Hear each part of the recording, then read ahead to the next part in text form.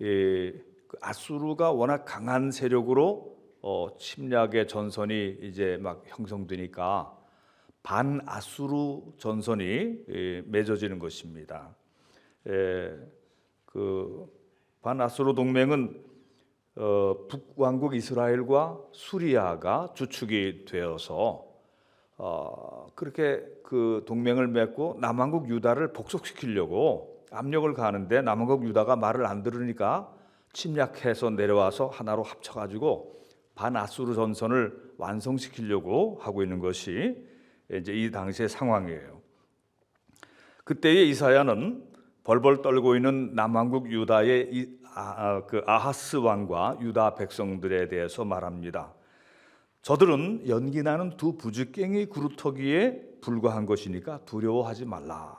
이사야서 7장 4절. 그에게 이르기를 너는 삼가며 조용하라. 르신과 아람과 르말리아의 아들이 심히 노할지라도 이들은 연기나는 두 부지깽이 그루터기에 불과하니 두려워 말며 낙심하지 말라. 9절. 에브라임의 머리는 사마리아요 사마리아의 머리는 르말리아의 아들이니라. 만일 너희가 굳게 믿지 아니하면 너희는 굳게 서지 못하리라 하시니라. 평양의 머리는 김정은이요, 북경의 머리는 시진핑이라 이런 표현 비슷한 것입니다. 그러나 이 아하스 왕은 만군의 여호와 하나님을 의지하지 않고 아수르 왕의 도움을 얻으려고 아수르 왕 야렙 왕에게 이 싸움의 왕이라는 그런 표현입니다. 큰 예물을 갖다가 바칩니다. 그러나 그 결과 일어난 아수르의 다글랏 블레셀의 원정으로 인해서 반아수르 동맹의 주축국인 북왕국 이스라엘과 아람이 먼저 멸망을 당합니다. 이게 BC 730년 40년 그 어간에 일어나는 일입니다. 내친 김에 아수르 군대가 남왕국 유다까지 정벌하게 됩니다. BC 722년에 북왕국 이스라엘 멸망하죠. 그런데 남쪽도 이 아수르가 남쪽을 봐주는 게 아니라 남왕국 유다까지 다 밀고 들어와 버려요. 그래서 예루살렘만 포도원의 망대처럼 홀로 남아서 풍전등화의 상황이 돼버리고 맙니다.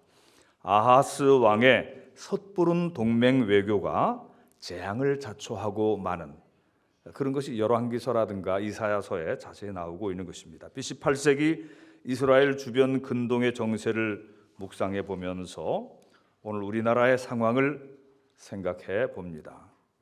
중국의 기대례는 요즘 보니까 아부까지 하는 그런 모습을 보입니다. 좀 역겹습니다. 또 동남쪽의 강대국 일본에 대한 적개심과 갈등들 이거 좀 풀어나가야 될 텐데 야심을 감춘 대국 러시아 군사 및 경제 동반자 관계인 혈맹 미국과의 관계를 중요시해야 하지만 이 모든 관계나 군사 동맹이나 신무기 개발보다도 더 중요한 것은 이 나라 정치 지도자들과 교회 영적 지도자들과 국민이 하나님을 경외하고 우상을 멀리하며 믿음 안에서 하나가 되는 일이라고 보는 것입니다. 이사야가 그때 그것을 보았습니다. 이 아하스 왕 다음에 히스기야 왕이 이어서 왕이 되는데 남왕국 유다는 이때에도 침략을 당해요. 이때는 산헤립 왕이 20만 대군 끌고 내려오는데 그러나 이때는 히스기야가 막아냅니다. 이것은 이사야 선지자와 함께 기도하고 간절히 기도하고 온 국민이 예루살렘 온 국민이 하나로 기도할 때에 하나님의 기적 같은 보호하심이 있었고 그래서 그 군대가 화살 한 방 쏴보지 못하고 다 철수하고 돌아가는 그런 역사가 일어나게 되는 것이죠.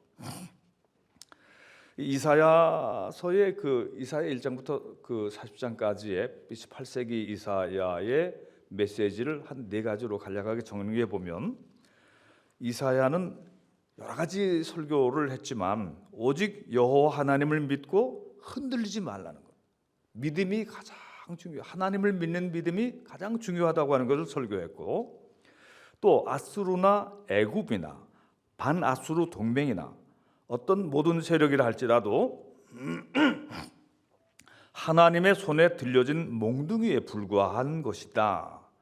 그러니 진정 두려워해야 할 분은 그 철퇴를 쥐신 하나님 한 분, 그 한 분을 두려워해야 한다. 그 다음에 어느 시대나 어리석은 다수가 하나님을 실망시킬 때에 소수의 남은 자들이 하나님의 뜻을 따라 거룩한 의를 이루어 간다. 그러니까 희망은 다수에게 있는 것이 아니라 소수에게 있다는 것을 이 이사야가 강조하고 있죠. 남은 자는. 그리고 장차 피비린내 나는 전쟁을 그치게 할 메시아가 오실 것이다. 하나님께로부터 오시는 그분을 통해 세상의 전쟁은 그치고 참된 평화가 올 것이다. 우리는 지금도 여전히 인간들이 노력하지만 하나님의 나라가 하나님의 아들의 오심을 통해서 이루어질 것이라고 하는 그런 소망을 가지고 있습니다.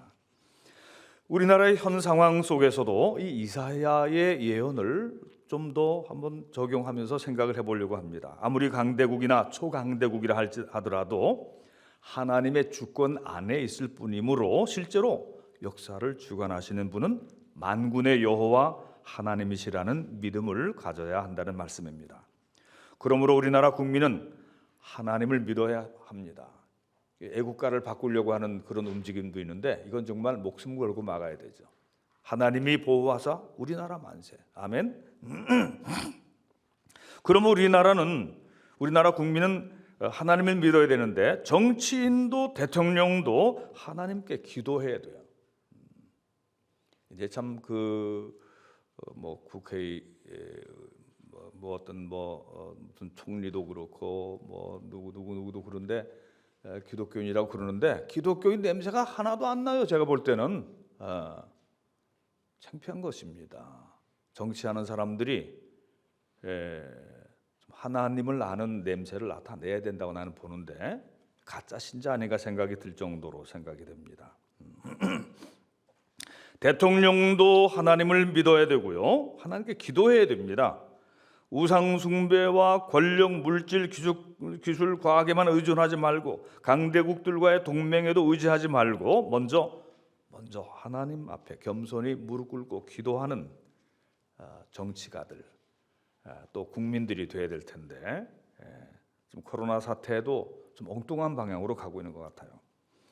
또한 이 나라가 어리석은 군중들에 의해서 좌우되어서는 안 된다고 하는 것을 절실히 느낍니다. 12년 전에는 광우병 촛불로 나라가 뒤집혔었고 5년 전에는 세월호 촛불로 또다시 나라가 뒤집혀졌는데 그 촛불들은 성난 민심의 발호였고 정의로운 분노의 함성이었던 면도 있지만 실상은 부정확한 정보와 가짜 뉴스가 사람들을 흥분시킨 그런 것이 더 많습니다. 영적 지도자들인 목사들은 그 사태의 허점과 광분을 볼 수 있어야 했습니다. 그러나 그 당시에 많은 목사들이 함께 흥분하고 허공을 향해서 분노를 외쳤는데 그것을 이용한 정권이 들어서서 진실을 호도하고 포퓰리즘과 팬덤 정치로 민주주의가 중우 정치의 함정에 빠지는 위기를 지금 우리가 당하고 있습니다. 민주주의의 허점을 지금 우리는 보고 있는 것입니다.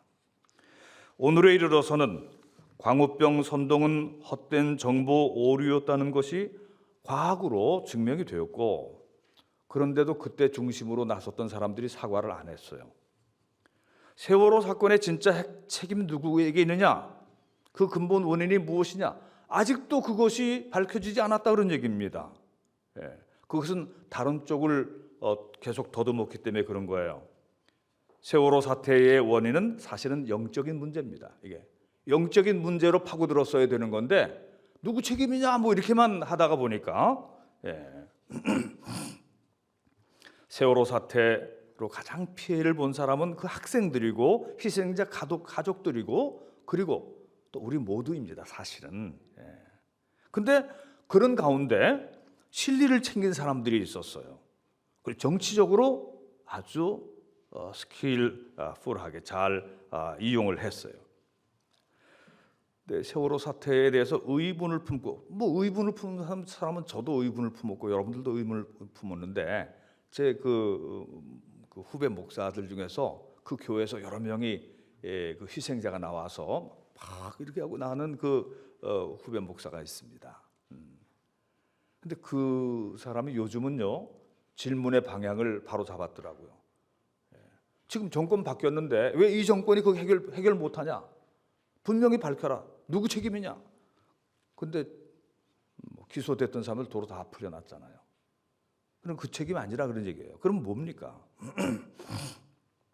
그 사이에 다 남의 탓으로 돌리고 정권의 탓으로 돌리고 그랬는데, 사실은 하나님의 말씀 안에서 교회의 지도자들이 군중의 함성 소리에 휩쓸리지 말고 하나님의 말씀 안에서 더 멀리 보고 바른 길을 성찰했어야 돼요. 깊이 성찰했어야 되고 회개하는 운동으로 나갔어야만 한다고 생각하는데, 사실 회개는 조금밖에 하지 않고 남의 탓으로만 돌렸던 것이죠.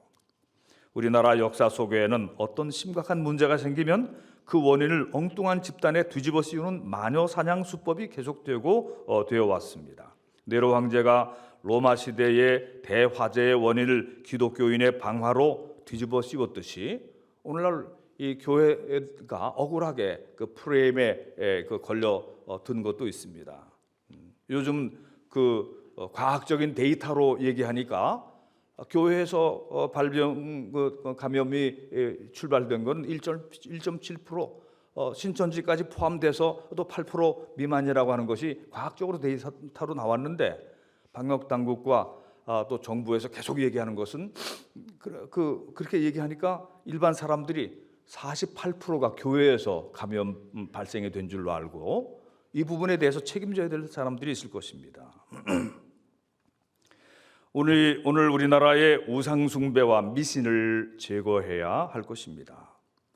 교회 안에 바알 숭배와 아세라 숭배를 제거해야 할 것입니다. 이교도들의 음란한 풍속을 기독교 신앙 안에서 용인하게 하려고 하는 니골라당을 경계하고 청산해야 할 것입니다.